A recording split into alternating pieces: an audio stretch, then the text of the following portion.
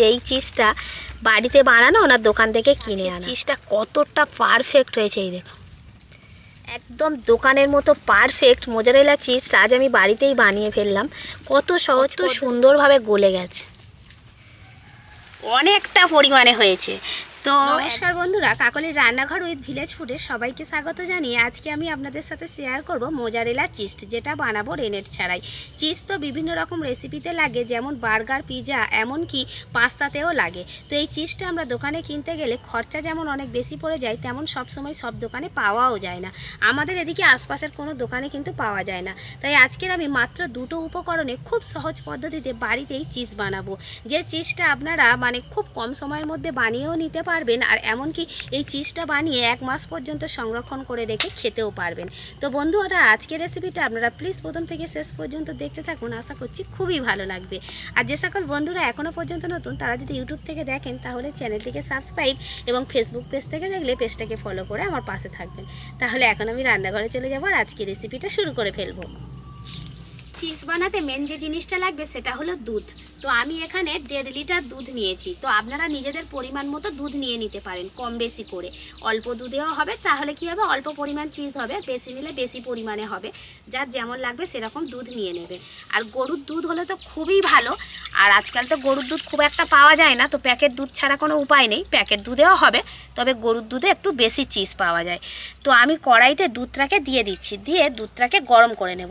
দুধটাকে কিন্তু হাই হিটে ফুটিয়ে নেবে, টকবক করে ফুটবে এমনভাবে ফোটালে হবে না, আঙুল সইবে এরকম উষ্ণ গরম করে নিতে হবে। তো এবার জাল দিয়ে আমি দুধটাকে গরম করে নিচ্ছি। দুধটাকে জাল দেওয়ার সময় এরকম কিন্তু অনবরত একটু নেড়ে নেড়ে দেবেন, কারণ ওপরে যদি সরভাবটা আসে তাহলে কিন্তু এর সাথে মিশিয়ে দিতে হবে। আর এই দুধ থেকে যেমন আমরা ছানা বের করি, তেমন কিন্তু দুধ থেকে চিজও বের করে নিতে হবে। তো এই স্টেপটা কিন্তু একদম মেন স্টেপ। তো আমি যে এই দুধটা কড়াইতে দিলাম একদমই কাঁচা দুধ, এর আগে আমি দুধটাকে একবারও জাল দিয়ে ফোটাইনি।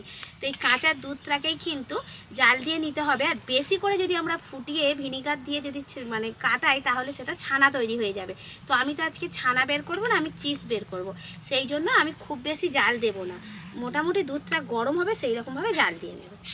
দুধটা গরম করে নিয়েছি, দুধের ওপর থেকে কিন্তু ধোঁয়া উঠছে। তো এই সময় আমি ভিনিগারটা দিয়ে দেব। তো এখানে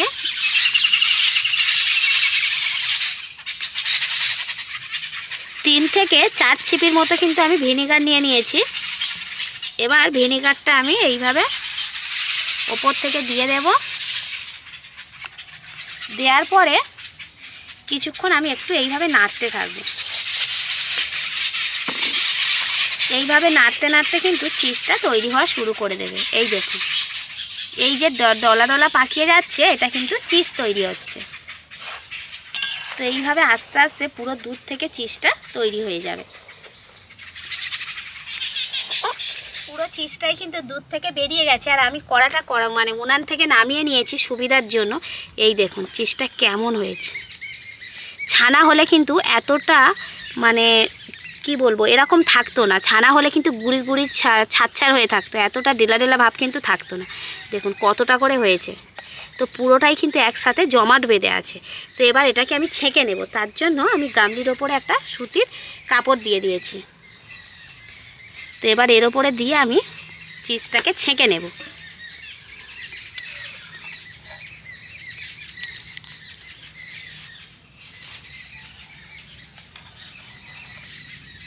আর চিজ না একদম নরম হয়, একদম কি আঠালো আঠালো মতো হয়। এবার আমি চিজের মধ্যে থাকা যে জলটা রয়েছে এক্সট্রা, সেটাকে এইভাবে ধরে আমি ছেঁকে নেব।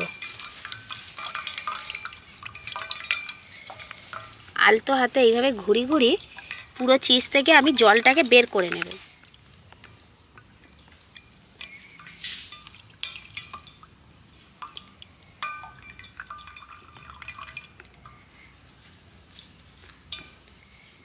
ভালো করে আমি জলটাকে বের করে নিয়েছি চিজ থেকে। তো এবার এরকম হয়েছে, একদম একটা ডেলা পাকিয়ে গেছে। আর এবারে আমি চিজটা বের করার পর যে জলটা ছিল, সেই জলের মধ্যে এটাকে দিয়ে দেব। 2 মিনিট রাখবো, রেখে আবারও এটাকে নিয়ে এইভাবে উল্টে দেব, দিয়ে আরও 2 মিনিট রাখবো। তো এইভাবে রাখতে থাকবো।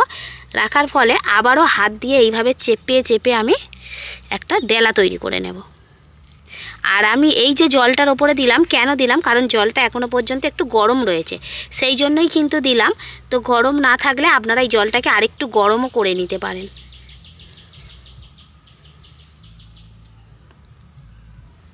এবার আমি গামলিতে করে জল নিয়েছি, আর জলের মধ্যে আমি বেশ কয়েকটা বরফের টুকরো দিয়ে দেব। অর্থাৎ জলটাকে কিন্তু একেবারে ঠান্ডা করে নিতে হবে।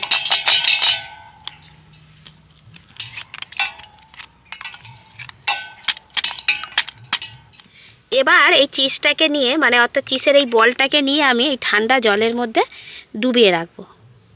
2-4 মিনিট ডুবিয়ে রাখবো, এইভাবে উল্টে পাল্টে। জল থেকে তুলে আবারও জলটাকে এইভাবে হাত দিয়ে চেপে নিতে হবে। তো এইভাবে কিন্তু গরম জলে আমি বেশ কয়েকবার করে নিয়েছিলাম, আবার একই রকমভাবে ঠান্ডা জলেও করে নেব। 3 থেকে 4 বার আমি এইরকমভাবে জলের মধ্যে দিয়েছি, আর এইভাবে জলটাকে হাত দিয়ে চেপে চেপে বের করে নিয়েছি। আর জল বেরোচ্ছে না, একটা টাইট বল তৈরি হয়ে গেছে, এই দেখুন।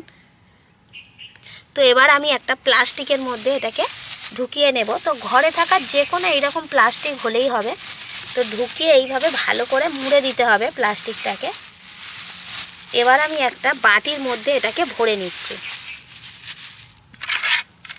নিয়ে আমি নর্মাল ফ্রিজে রেখে দেব। তো নর্মাল ফ্রিজে এটাকে 1.5 থেকে 2 ঘন্টা কিন্তু রেখে দিতে হবে। প্রায় 2 ঘন্টা আমি চিজটাকে নিয়ে নর্মাল ফ্রিজের মধ্যে রেখে দিয়েছিলাম। তো এবারে নিয়ে চলে এসেছি। এবার আমি এই প্লাস্টিক থেকে চিজটাকে বের করব।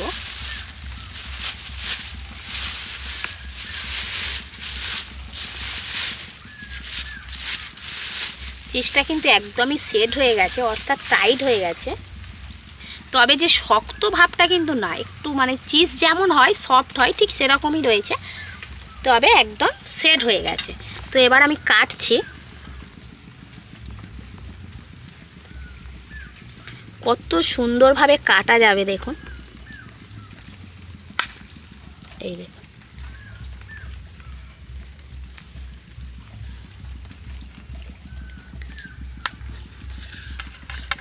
এই দেখুন ভিতরটা দেখুন।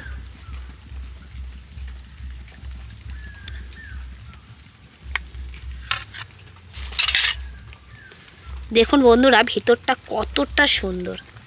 এবার আমি গ্রেটারের সাহায্যে গ্রেট করেও দেখাচ্ছি। দেখুন কত সুন্দরভাবে চিজটাকে গ্রেট করে নেওয়া যায়।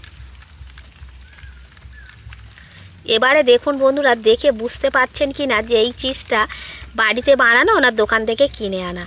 দোকান থেকে চিজ কিনে এনে আমরা ঠিক গ্রেটারে এইভাবে গ্রেট করলে কিন্তু একদম সেমভাবে হয়, ঠিক সেরকম হচ্ছে, একদম দোকানের মতো পারফেক্ট মোজারেলা চিজটা আজ আমি বাড়িতেই বানিয়ে ফেললাম। কত সহজ পদ্ধতিতে, সেটা তো আপনারা দেখতে পেলেনই।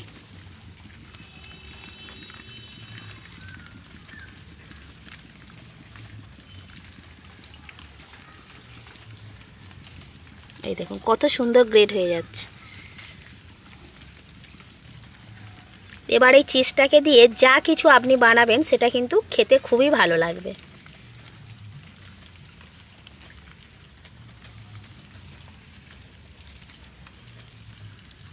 পুরো চিজটাকে আমি গ্রেট করে নিয়েছি। দেখুন কতটা হয়েছে, অনেকটা পরিমাণে হয়েছে।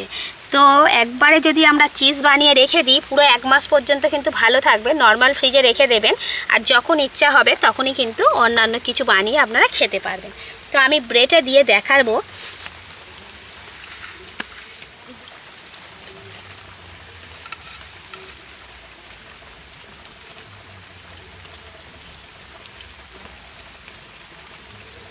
ওপর থেকেও একটা ব্রেড দিয়ে দিচ্ছি। এবার সেঁকে আমি দেখাবো কতটা পারফেক্ট হয়েছে আজকের চিজটা। তাওয়া বসিয়ে দিয়েছি উনানে, এবার একটু বাটার দিয়ে দেব। তো বাচ্চাদের টিফিনে কিন্তু আপনারা এইভাবে বানিয়ে দিতে পারেন ওদের টিফিনটা।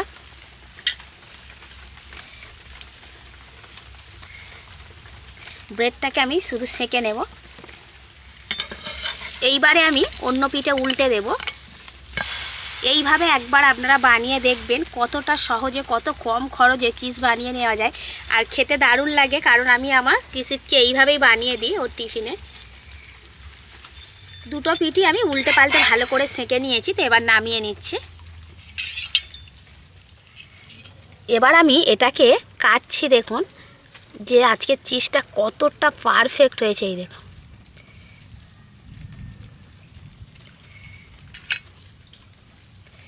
কত সুন্দরভাবে গলে গেছে।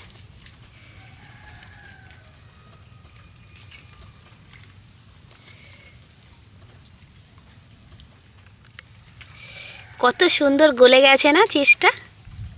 তো একদম দোকানের মতো হয়েছে। আর এই চিজটা খেতেও কিন্তু দোকানের থেকে কোনো অংশে কম হয় না। তাহলে বন্ধুরা, আজকের কতটা কম সময়ের মধ্যে কত কম উপকরণে আমি বাড়িতেই চিজ বানিয়ে ফেললাম, সেটা তো আপনারা দেখতে পেলেনই। এমন সময় কি হয়, আমরা কোনো রেসিপি বানাতে যাচ্ছি অথচ হাতের কাছে চিজ নেই। তো আপনারা কিন্তু অল্প পরিমাণ বাড়িতে থাকা দুধ দিয়ে এই চিজটা বানিয়ে নিতে পারবেন এবং মনের মতো ইচ্ছা খুশি মতো আপনারা রেসিপি বানিয়ে খেতে পারবেন। তো আজকের রেসিপিটা আপনাদের কেমন লাগলো সেটা কিন্তু অবশ্যই কমেন্ট করে জানাবেন। আর ভালো লাগলে লাইক, কমেন্ট, শেয়ার, সাবস্ক্রাইব এবং ফলো করে আমার পাশে থাকবেন। আর আমার নিত্য নতুন রেসিপিগুলো এইভাবেই দেখতে থাকবেন। তাহলে আজকের মতো এখানেই শেষ করছি। সবাই ভালো থাকবেন, সুস্থ থাকবেন। দেখা হবে পরের রেসিপিতে।